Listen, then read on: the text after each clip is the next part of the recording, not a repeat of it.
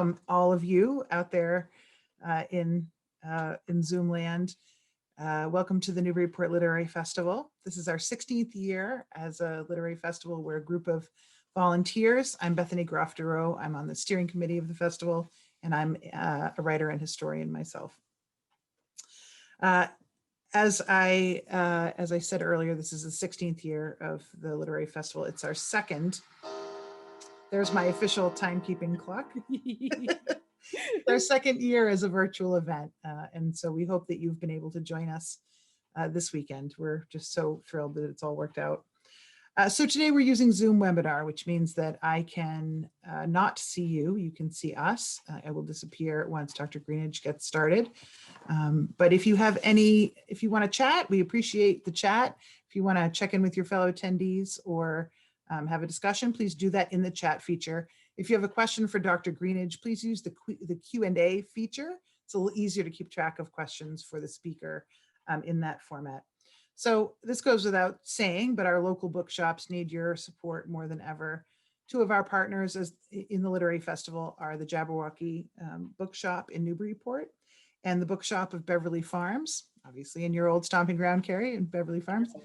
And if you are not close to us, please support your local bookshop. They really need your support. So now I have the great pleasure of introducing you to Dr. Kerri Greenidge, who received her doctorate in American Studies from Boston University. She's currently the Mellon Assistant Professor in the Department of Studies in Race, Colonialism, and Diaspora at Tufts University. Dr. Greenidge, you're on. Thank you so much. So I thought everybody, I would read sort of a little bit of a clip from the book and then get into why I wrote the book, and then I would open it up for questions. And before I start, I wanted to just say thank you to everyone in the Newburyport Book Festival and to all of your wonderful bookstores. It was one of my big pleasures of living on the North Shore was going to all those bookstores. So, and I try to order from them or shop in them all the time. So everyone should shop in them. So I'll read a little bit and show a couple of images, and then I'll open it up for questions. Start with a little quote. "We are never as steeped in history as when we pretend not to be." Michel Rolfe-Trouillot. So, the bronze sculpture directly across from the Massachusetts State House, set on busy Beacon Street at the entrance to the oldest public common in the United States. A spectacular 14-foot-tall granite-framed monument with intricately designed faces of Black men beneath a floating angel figure. When colored Bostonians, as they called themselves, formed a monument committee in 1866 to raise support for a public memorial to the white 54th Regiment colonel and the Black men who fought at the ill-fated 1863 Battle of Fort Wagner, South Carolina, the entrance to Boston Common facing north to Beacon Hill was fairly nondescript, descending granite steps toward the path leading through the green lawns to Tremont Street. Over 20 years after the memorial was first suggested, the bronze sculpture, meticulously crafted by Augustus St. Gaudens, whose Black busts were unencumbered by the racial stereotypes of the time, shimmered in the sun and sat solemn in the snow, a symbol of all that progressive Boston proclaimed about its anti-slavery past. When the bronze memorial was dedicated during a public ceremony in May 1897, William Monroe Trotter, unlike most Black working people in the city, was used to visiting marble seats of white political power, like the Gold Dome State House directly across from St. Gaudens' masterpiece. And yet such familiarity was rare, even in Massachusetts, where Black men served in the state legislature. The iron gate that opened only for presidential visits and the governor's long walk was a fitting metaphor for the distance between Massachusetts' Brahmin political elite and an increasingly foreign-born, rapidly industrializing working class. Thus, St. Gaudens Memorial, 14 years in the making, was emblematic of a shift in this distance between white paternalists and their colored subjects. At a ceremony attended by Booker T. Washington, white neo-abolitionists feted the image of Robert Gould Shaw atop his horse, marching to the wharves past Boston Common as his Black soldiers fell into formation above James Russell Lowell's poetry embossed on a marble base. With their detailed faces and uniforms, the bronze men of the 54th Massachusetts Regiment promised a new era of Black political possibility as they marched in bas relief mere steps from the gold dome seat of Boston's political and economic elite. Of course, like most symbolic gestures of liberal egalitarianism, the 54th Regiment Memorial did not quite usher in the new political age that its presence portended. Yet during the 1890s, the steady influx of European immigrants to industrializing cities and towns across the Bay State, particularly to Boston and its neighboring suburbs, created an insurgent, working class, and fiercely democratic voting bloc that made steady gains in local government. For colored Bostonians, this democratic insurgency posed a contradictory problem whose solution Monroe Trotter struggled to find during his first foray into local protest politics. Greater Boston's partisan shift could help former Negro-wumps, as they called themselves, reignite community ties to political independence. Yet citywide redistricting in 1895 severely weakened colored representation. The question for colored political leaders then was twofold. Should they ignore the civil rights concerns of their colored constituents and Black America generally and focus on obtaining one or two symbolic appointments by one of the two parties? Or should they revive the Negro-wump strategy of the 1880s and focus on, quote, race-first politics, whether Democratic or Republican, as a way to slowly chip away at segregation, disfranchisement, and inequality? William Monroe Trotter graduated from Harvard, struggled to establish a career, and witnessed the rise of Tuskegee-style racial conservatism within this new political reality. And as he joined Samuel June Burroughs' 1896 congressional campaign, he quickly learned how to transform colored Boston's limited electoral power and interracial division into a wholly new type of civil rights populism. This populism involved not merely recommitting Black Bostonians to the race-first ideology of the 1880s Negro-wump movement, but it also meant recognizing the limitations of both a Republican Party that, as he said, took for granted the Negro vote, and a white progressive political class that failed to acknowledge what Trotter saw as the most pressing needs of the colored people. So who was William Monroe Trotter? Why was he alone among contemporaries in protesting unapologetically, persistently, and radically against racial conservatism and white liberal apathy? William Monroe Trotter was born, this is a picture of him as a child, in 1872, the year that liberal Republicans broke from their radical colleagues to oppose federal enforcement of the Reconstruction Amendments. He died exactly 62 years later as Democratic President Franklin D. Roosevelt presided over an administration that fundamentally changed the relationship between federal policy and the American economy. Bookended as he was between the failed promise of radical Reconstruction and the racial limitations of New Deal liberalism, William Monroe Trotter's life represents the radical possibilities of Northern Black politics rooted in a transnational Black radicalism. Trotter's life also reconceptualizes Black radicalism as a tradition that thrived and existed outside of the rural South, in the urban, predominantly white Northeast, among an ethnically and culturally diverse Black community.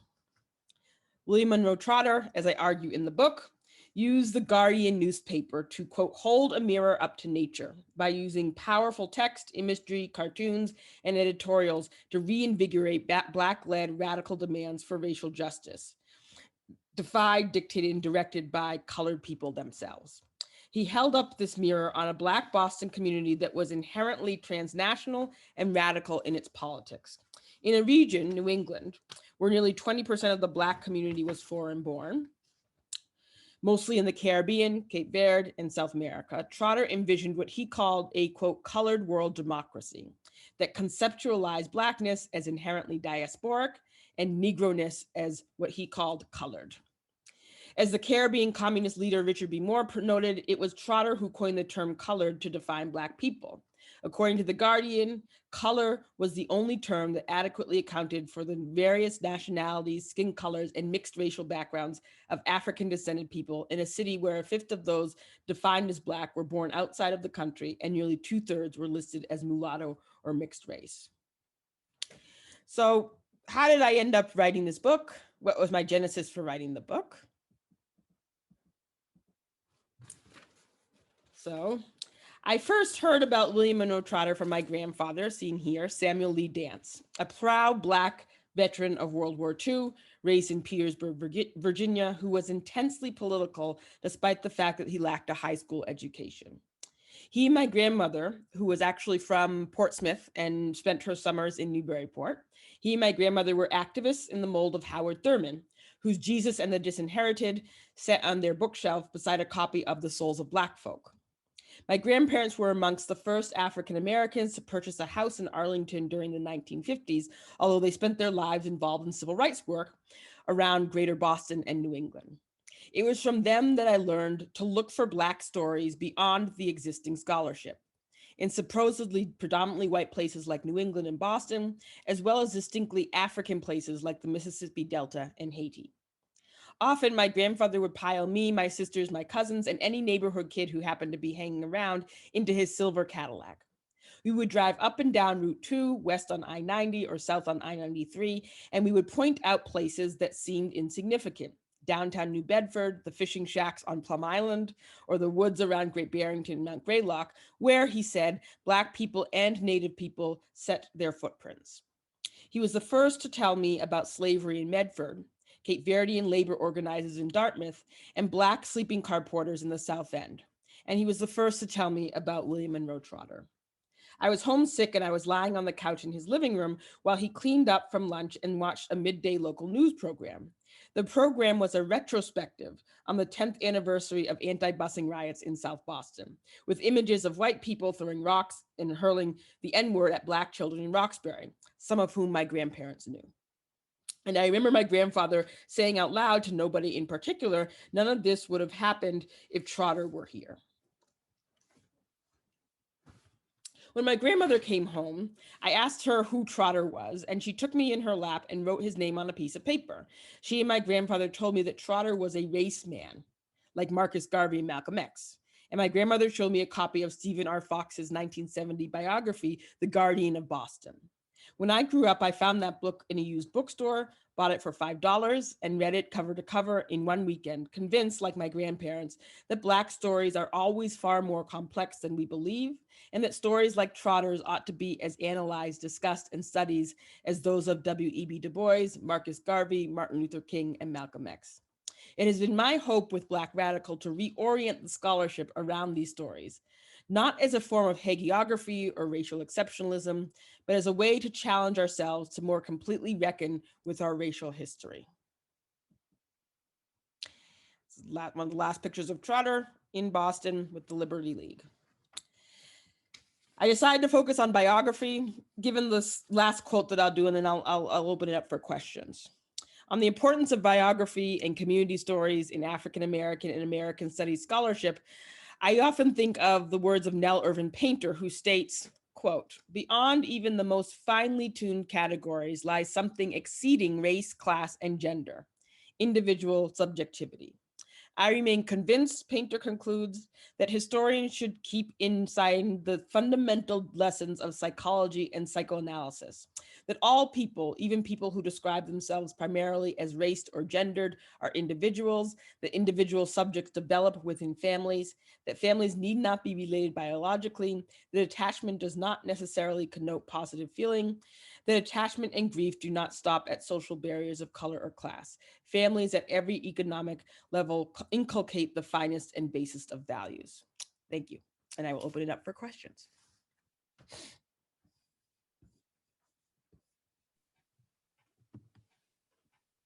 Wow, what an interesting project to have taken on.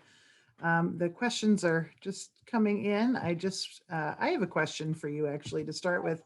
Can you talk a little bit about what it was about his own experience that may have sent him in a direction that his peers, was there a transformative event, or was this a sort of a cumulative process that led him to be willing to take a political stage? Well, as I go into the book, Trotter grew up, his father was a veteran of the Union Army in the Civil War in the 55th Massachusetts Regiment. His father was also the son of an enslaved woman and a white man from Mississippi. So his father was born enslaved in Mississippi, and the father escaped when he was a little boy to Cincinnati right before the Civil War. And so part of that background, as well as the background of his mother, who was also an African-American woman who helped her family bring fugitive slaves from Virginia to Ohio. Those were Trotter's parents. And so Trotter grew up with a very, very specific idea about what resistance looked like. And so when he was born in 1872, he grew up in Hyde Park outside of Boston, which was then a suburb, pretty much a country sort of little town. And in that town were, it was a mostly white town, but the Black people who lived there were also veterans of the radical abolition movement. So part of the thing that made Trotter slightly different was that he always grew up believing that protest and the power of people to create their own political reality, that was of value. And so by the time he entered Harvard and that idea had fallen out of favor, and the rhetoric surrounding protest was that, the popular sort of racist idea that Reconstruction was a mistake, that Black people, didn't deserve to have the right to vote, all those things, Trotter, very, very early age, had been told that that view was wrong. And so that's partly of where he came from. I also go into the book that really it was the community in which he came from, Boston and Black Boston and Black New England in particular, that had its own history of protest. And one of the histories of protest in Massachusetts, which I kind of touched on a little bit in the talk, is that Black people in Boston, Black property holding Black men in Massachusetts had been able to vote since the 1780s. And Black people in Massachusetts in particular were elected to office as early as 1865. And up until the early 20th century, Black people in Boston elected representatives to the state legislature and to the city council pretty much in the numbers they were in the population. So if they're like 2% of the population, it's like they had like 2 representatives. And so that consciousness and that background meant that many Black people in Boston and in Greater Boston and in New England more broadly had a very, very different relationship to electoral politics than Black people, say, in the South, where voting was the virulent violence that occurred when Black people voted. That didn't mean that Massachusetts and New England didn't have racism, as I think I point out in the book, right? But it did mean that particular manifestation of it was not as present in such a violent way as Trotter, as his contemporary. So Trotter really grew up thinking of and believing that the vote was the way that you got political change, and that if your needs were not met through the vote, that you had the right to protest. And so he had very much that kind of little r Republican notion of freedom and of representative democracy. Excellent. Thank you. Thank you for that response. Okay. We have a question from Richard. Trotter has been praised for advocating for Black men, but criticized for not supporting the women's suffrage movement. What do you make of that? Do you have a theory about why he didn't support that? I'm sure it's very clear. Can you talk a little bit about that? Yes. So Trotter was a misogynist, and I go through this in the book multiple times, and it's part of his flaws as a character. And so researching him, I also think it was central to some of the ways in which he talked about politics was his misogyny. He grew up in a home, however, and this is one of the sort of ironies of some type of misogynist thinking, is that he grew up in a home where his mother and his sisters were basically the managers of that household. So his father died in 1892, left the family a lot of money, would be akin now to, about $1 million for the family. And his mother basically managed that money. She invested in properties. And it was because of that Trotter was able to invest in the Guardian, right? So if he hadn't had his mother and his sisters managing the family money and sort of remortgaging all these houses, there's no way that he would have been able to support himself through the Guardian. His wife, who he married in 1898, Geraldine Trotter, was also kind of the day-to-day person who ran the Guardian. Trotter himself was a horrible businessman, which is part of the reason why he died penniless. And his wife was the one who managed it. And after she died, sort of his financial problems got worse. So that is to say that Trotter, as a misogynist, was somebody who believed that Black women followed and didn't lead in politics. One of the things I point out in the book, though, is that Trotter, by the time you get to women's suffrage, actually did support the women's suffrage movement, albeit he saw it as secondary to male suffrage. And so he was somebody who, as a misogynist, viewed that civil rights was a right for Black men and Black men to lead, and that women could participate, but that they had to participate kind of as these, he called them help meets, HELPMEET, that they could kind of help with the struggle, but they couldn't be at the center of it. And this really was part of his, the source of his falling out with W.E.B. Du Bois. They ran something called the Niagara Movement. And Du Bois wanted women to participate and be leaders in that movement, and Trotter did not. Trotter was very, had all these sort of personal conflict with the men in that group, as I go into in extensive detail in the book.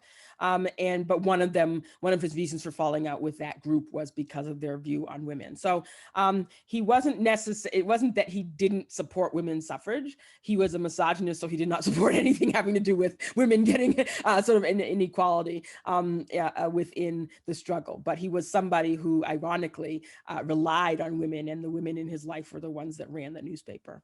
It's funny. I don't find that so unusual. There are yes, so I know. these men who come out with these big statements about, who rely for their very existence on women. So, exactly. Certainly his ideas were not out of sync with other people of his time.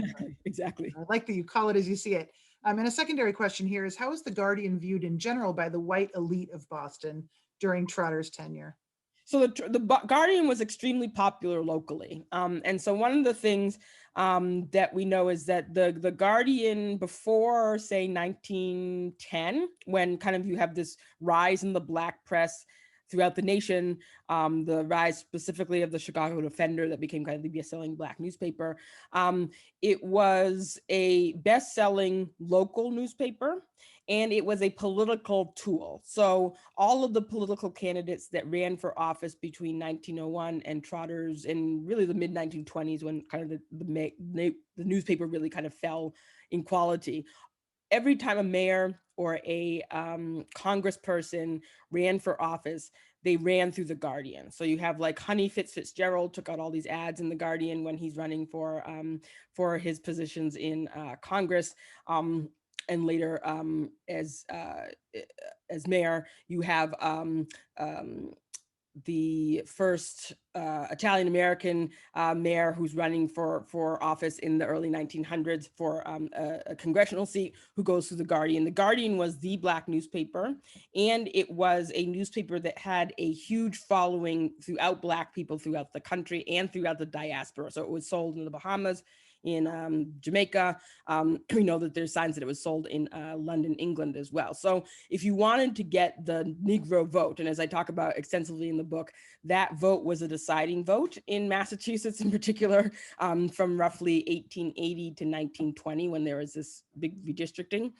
That vote is something you wanted to get, whether you were a Democrat or Republican or independent, because it was like 4,000 votes. But if you're down by 3,999, you need to get somebody to vote for you. And there's all this literature that I did a review for the book that, Massachusetts, most races on the local level and state level were very, very close during the Progressive era. They were, between 3,000 and 3,500 votes, just progressively for like 20 years. And so that vote was seen as something you had to get, right, and go into quote unquote the Negro district. So it was very much seen as a place where you went and you made your case as someone who was running for office. So you had Democrats, you had Republicans, you had populists, you had people who were on the progressive ticket using that newspaper.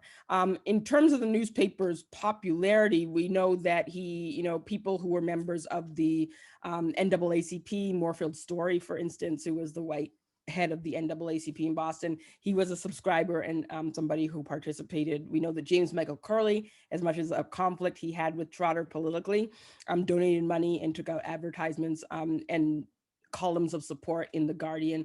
So it was, one of the things I tried to point out in the newspaper, that it was it requires us, the existence of the Guardian requires us to look differently at how it was that these newspapers operated, particularly in a place like Boston, where the Black community was relatively small, but where it was still recognized as like having a political decision when it came on voting day. Right. Wow. Okay. We have a question from Glee. Are you in touch with Trotter's descendants at any point in this process, or are they with you? Only one descendant I know of. Trotter did not have any children. His sister Maud had no children. The sister that had children was named Bessie. She had 2 daughters. One of the children of one of the daughters is still alive. Her name is Peggy Priestley, and she's an activist. She lives in California. And so I talked to her a little bit through the process of doing this, but I really wanted it to be based on kind of the archival and historical research on Trotter himself. Peggy Priestley was born after Trotter died. So Trotter dies in 1934.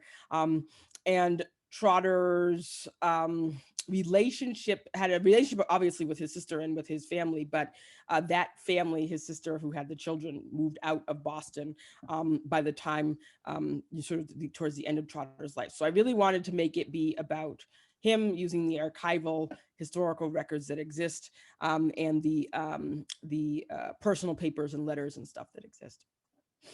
Very good. Can you discuss Trotter's relationship with Booker T. Washington? This is from Pam.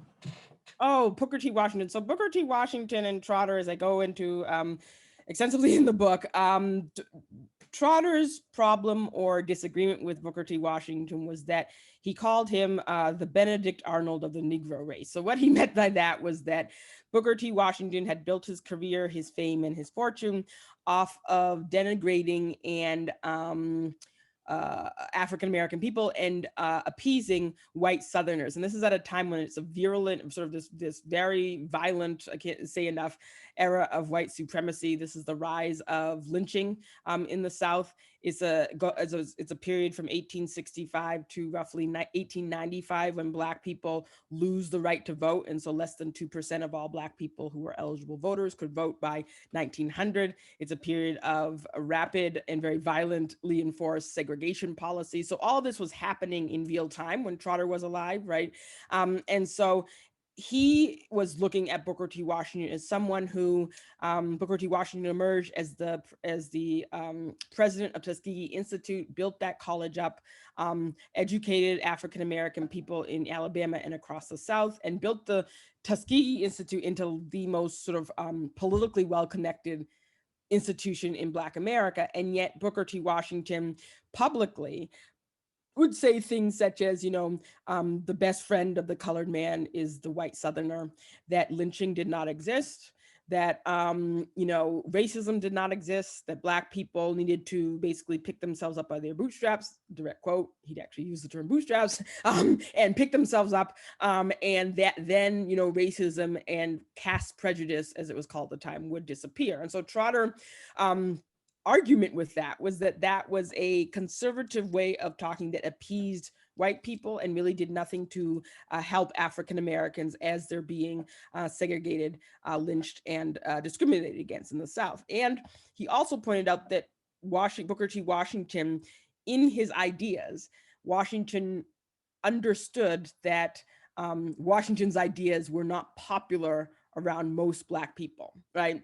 Even though Washington's rhetoric was that it was, right? And so Trotter's famous agreement with W.E.B. Du Bois said Washington was a leader of 2 races, not one, which meant that he was always tasked with appeasing white people who were giving money to Tuskegee Institute and making sure the school didn't succumb to sort of the violence surrounding it. So Trotter's problem with Booker T. Washington was that Booker T. Washington, as he said, did not speak the truth of the grain.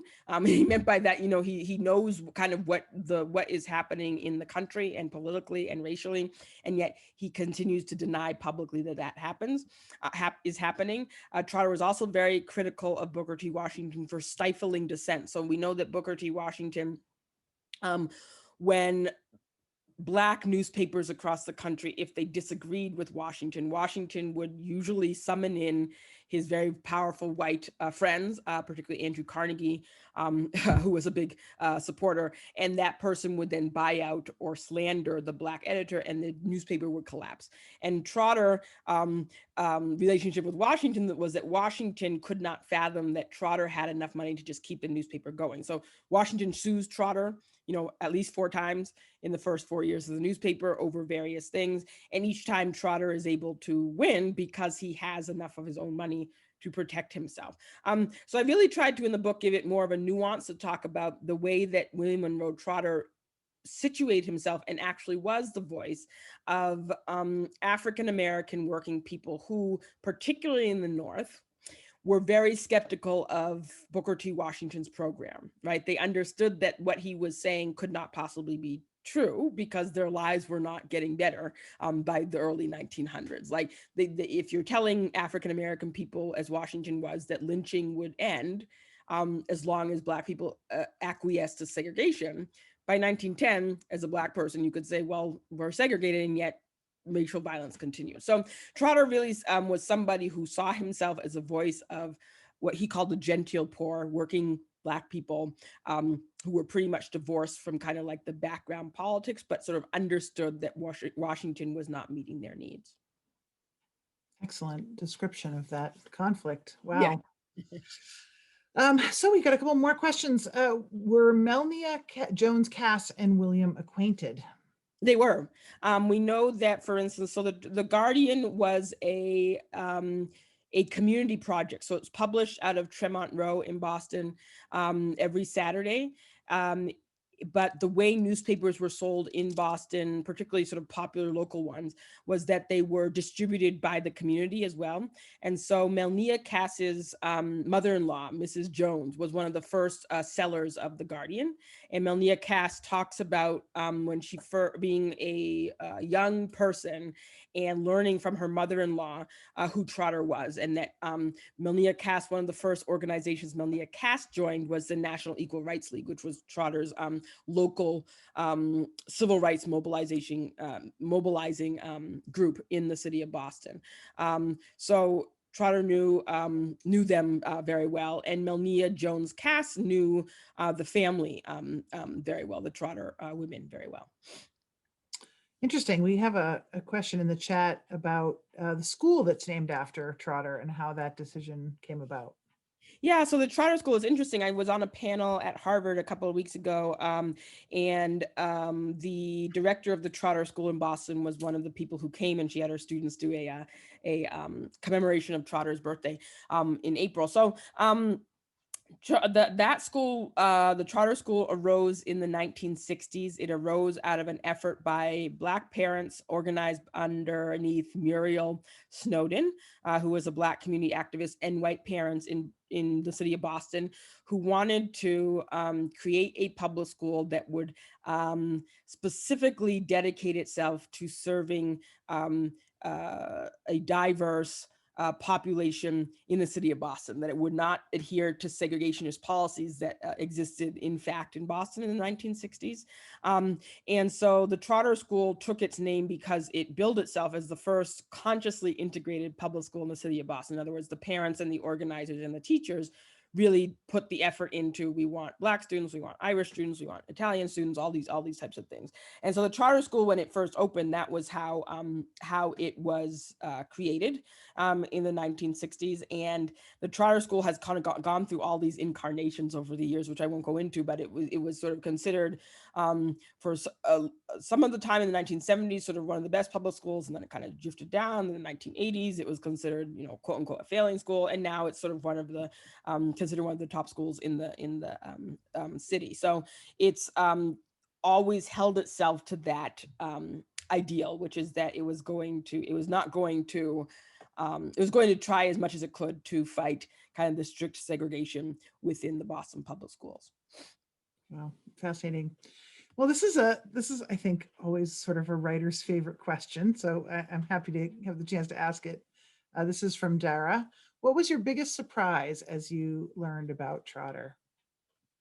Oh, that's a good one. I think my biggest surprise was how ubiquitous he was everywhere, how he was, the more I did research, everything was primary source research, because I wanted to get away from this narrative, which many people have and had about Boston, which is that, the image of Boston is like, you have the abolitionist movement, you have the Civil War, nothing really happens, and then there's busing, right? That's kind of like the idea that people have. And that's kind of the way that most people think, even people who are from here, right? And, and so I really wanted to get away from that, because I was like, no city can that be just the story of what it is. Right. And so going into and looking at primary sources, I was pleasantly surprised that that wasn't really hard to dispel, that myth, because Trotter was everywhere. So when you're looking at other people's papers, I'm thinking of people like Marcus Garvey and Henrietta Vinton Davis and all of these activists,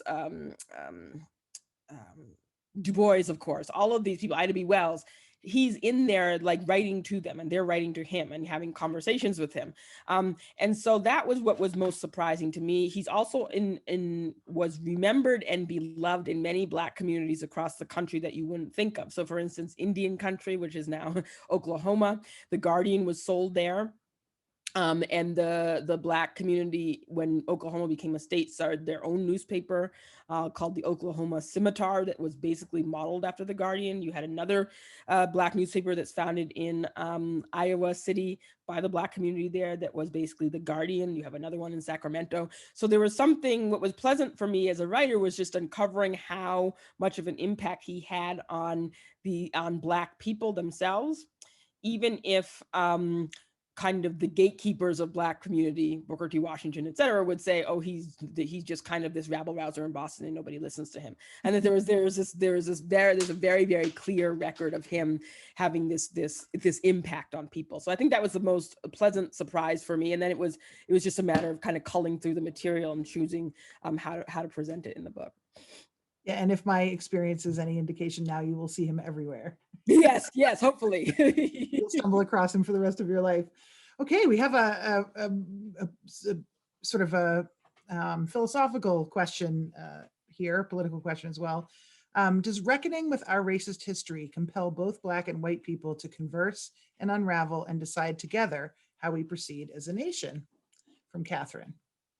Does reckoning with our racial history? I think so. I mean, I think that well, two things. I think number one, this idea that about every 20 years something will happen or something happens politically in the political spectrum. And I'm not that old, but I'm kind of old enough to be like, I mean, am I old enough to did this not just happen like 20 years ago or like 15 years ago? We were supposedly in a moment of racial reckoning. And that's not to sort of put down this moment, because I think it is a powerful moment, but I think that we need to realize that history is cyclical and it's constantly happening, and that it's not as if something's going to happen and then there's no more racism or structural inequities that exist. And so one of the powers of history is being able to look at where our current moment comes from, also sort of look at and understand why we're having the conversations we're having in 2021, recognizing that we're not living in a particularly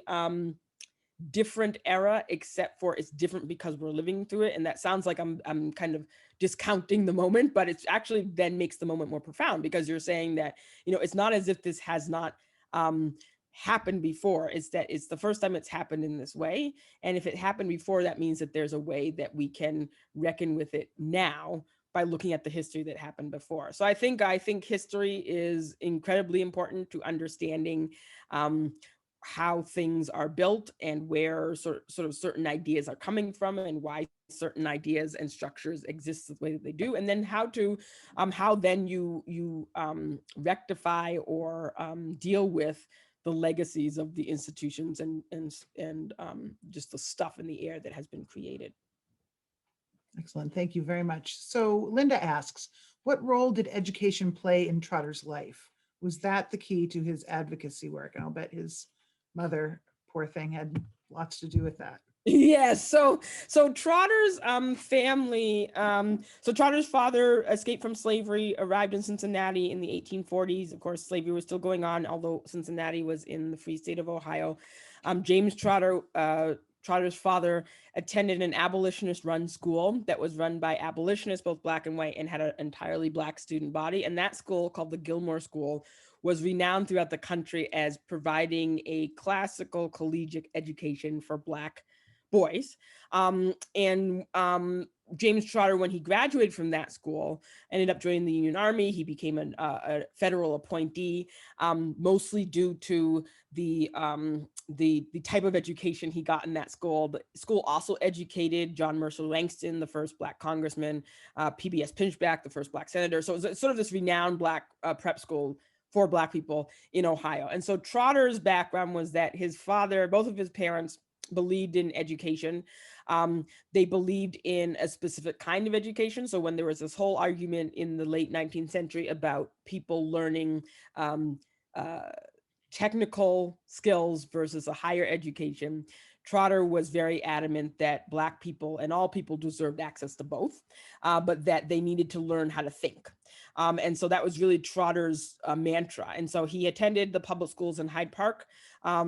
At the time, to go to the high school in Hyde Park, you actually had to test into it. So most students in Hyde Park, you went to school until 8th grade, and then there was like a training program. But if you didn't kind of cut the cake, then you went on to the high school. So Trotter and his sisters all went to the high school. He then went to Harvard, did exceptionally well, never ranked below 3rd in his class, and got a master's in his within 6 months in a program that was supposed to be 2 years. So he's a smart guy. I always point out in the book, though, that he was not an intellectual. He really believed that the uses of education was that it trained people how to think and to challenge the system in which they lived in, and that all people deserved access to, reading about, common law, and as he did, and political economy and physics and all these types of things. He really believed that that was what people needed in order to become politically active, that they had to be sort of educated. Not that they couldn't vote if they weren't educated, but that they needed to maintain and to vote intelligently, you had to be educated about the issues you were voting upon. Interesting. All right, we have a question. We've got time for a couple more questions here. So we have a question from Betsy. How have you changed after researching and writing this book relative to our current racial tensions and your individual points of view, which you answered partly in your previous answer? Yeah, I think doing the research, it really cemented for me the idea that there's so many stories and so much of history that we, as a society and as the profession, as historians and as scholars, don't yet know or uncover or delve into. And so that even many of the stories we think we know or have an idea about of a certain place or a certain group of people is much more nuanced than I think we, even as historians and people who should know better, often give credit to the people acting in that situation, right? And so to really look at one of the things I realize I'm concerned with as a scholar is, how do the structural racial economic forces that affect people, right? How does that then, or do people live that way in their lives? And then how does that affect their political view, right?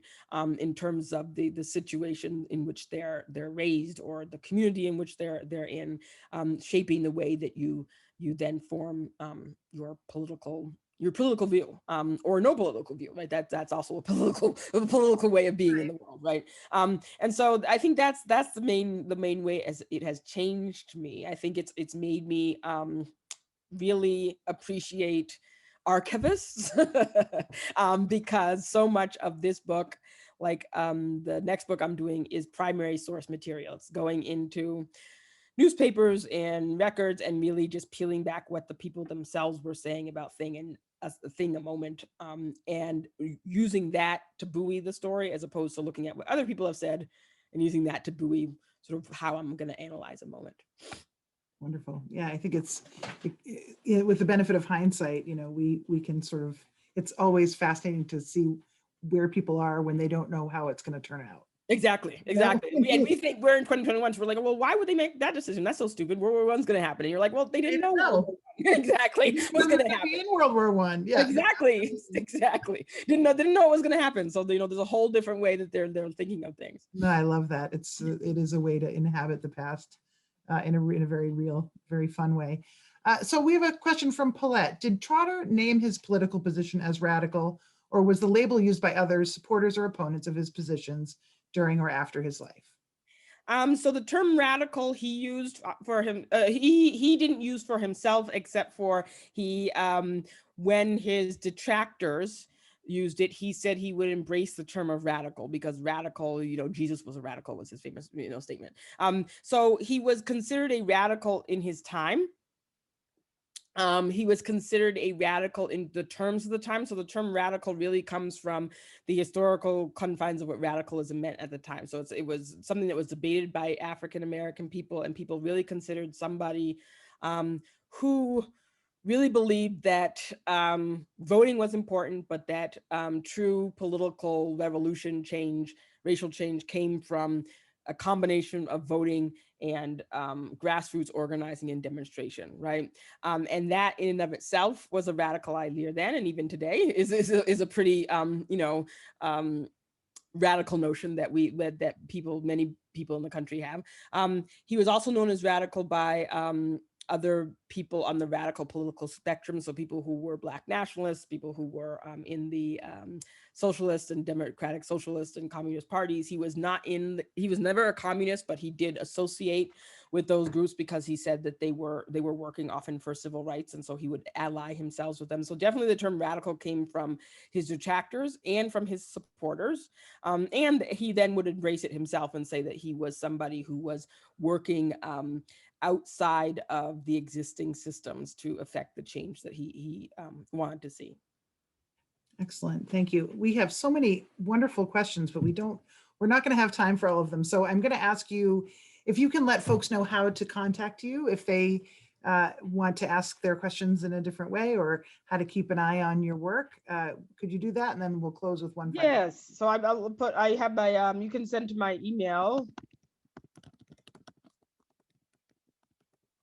My work email, it's at Tufts, and yeah, so you can send to me, and I can answer any questions people have. But yeah, I'm working on my next book, so yeah, which should be out end of this year or early next year. So is there anything you can tell us about that? I will just say it's another biography. It's a biography, but it's a biography of a Black family and a white family and their relationships with one another between the Civil War and up to the 1930s. So, okay. Part of the Black family and the white family, kind of their interactions with each other and how it creates their politics. So, wow, very. That's all. If I say any more, the publisher will get mad because they'll be like, "That's okay." It just, but yes, it should be out soon. We'll have to keep you on the list for future literary festivals. Yes. So the email is in the chat, so you can look for it there if you want to talk to Dr. Greenidge.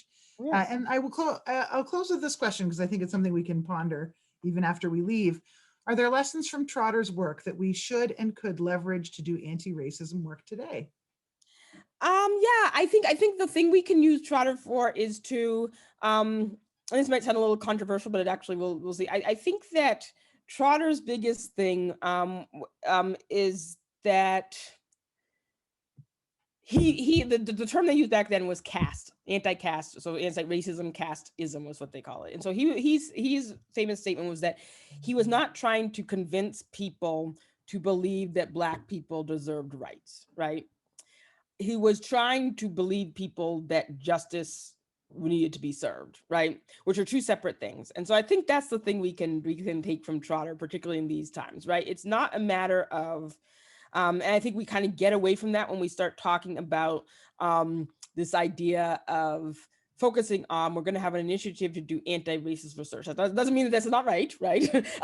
But when we focus on that, we tend to focus on, okay, it's a matter of getting people to understand their biases and such, right? And really Trotter's idea was that there's justice, right? And so the idea that he's looking for is justice and equity, right? And once you start to look at that, you get out of the question of sort of concentrating merely on changing someone's opinion or getting them to think in a certain way, right? One of the famous things he says is that he did not really personally care what Southern statesmen thought about lynching, right? He wanted them to recognize that to lynch somebody was an injustice, right? So it doesn't matter if they can have all these conversations they want about, you know, Black people and rape and all the rhetoric, right? But take it out of it and take it, you know, what does justice look like? And so I think that's a very valuable way of looking at it as we look in this moment and getting out of this notion of changing or altering a person's ideas. Because often, as Trotter would point out in his life, that is a folly, right? It didn't actually work, right? The way you change people's ideas is that you change the way they look at justice. Which seemed to be the heart of his conflict with Booker T. Washington. Yes, right? Exactly. You have to go for justice, not popular opinion. Exactly. I love it. Well, thank you for leaving us with so much to think about. And thank you to all of our attendees for your wonderful questions and for your attention and support of the Newburyport Literary Festival.